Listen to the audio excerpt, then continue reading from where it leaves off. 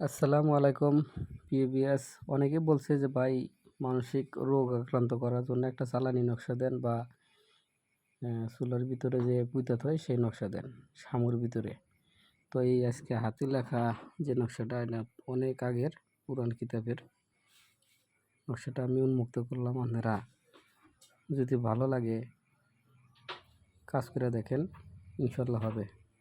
এটা কোনো কিছু করা লাগবে না, লাল কালি দিয়ে লিখলেই হবে। কিন্তু যার আক্রান্ত করবেন তার পরনের কাপড়, পায়ের চারা, হাতের নখ, গায়ের ময়লা, আরও মাথার চুল, বিভিন্ন জিনিস লাগে।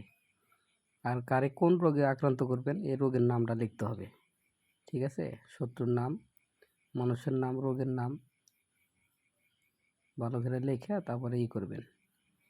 আর এর সাথে আর একটা তাবিজ আছে, সেটা আমি দেখাইতেছি। এটা পাখির, যে কোনো পাখি অথবা হাঁসের পায়ে বা যে কোনো কাকলাসের পায়ে বেঁধে দিতে হয়। এটা হচ্ছে ত্রিশূলবান কয়। এই যদি গেলে এই মক্কেল আছে, মক্কেলের একটা বিদ্যা আছে, এই বিদ্যা যদি কারো লাগে ওই তাবিজটা দিবেন, তারপরে সেই তাবিজটা, এই দুইটা তাবিজ দিয়েই কাজ করতে হয়। একসাথে আসবে না ভিডিওতে, তারপর আমি দেখাচ্ছি, দেখেন। যদি কারো দরকার হয় আপনারা স্ক্রিনশট দিয়ে নিয়ে নেন। দেখাচ্ছি একটা একটা করে, দেখেন। এগুলো দিয়ে কাজ করলে এখানে মিস নেই। ঠিক আছে?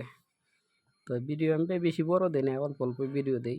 যদি কারো ভালো লাগে আপনারা কাজ করে দেখেন, তারপরে কাজ হয় না হয় দেখবেন। ইউটিউবে তো অনেক মানুষই অনেক রকমের কথা বলে, এটা লাগবো ওটা লাগবো। এত কিছু লাগে না ভাই, কাজ জানা থাকলে খালি এই অল্পতেই হয়। ঠিক আছে? আপনি কাজ করে দেখেন, কাজে ফল পাবেন। আমার মুখের কথায় কোনো দরকার নাই। কাজ করলে তাহলে কাজের মতো কাজ হবে 100%। তাবিজের মাঝখানে নাম লিখতে হবে, আপনারা দেখেন। আর দূরে দেশে যারা আছেন, বিদেশে, আমার দিয়ে কাজ করাতে চাইলে ভিডিও নিচে নাম্বার থাকবে, যে কোনো ধরনের কাজ আমার দিয়ে করাতে পারবেন। আমার সাথে যোগাযোগ করেন, যে কোনো ধরনের কাজ করা হয়। ওকে, আসসালামু আলাইকুম। ভালো থাকেন, সুস্থ থাকেন, লাইক কমেন্ট শেয়ার করবেন।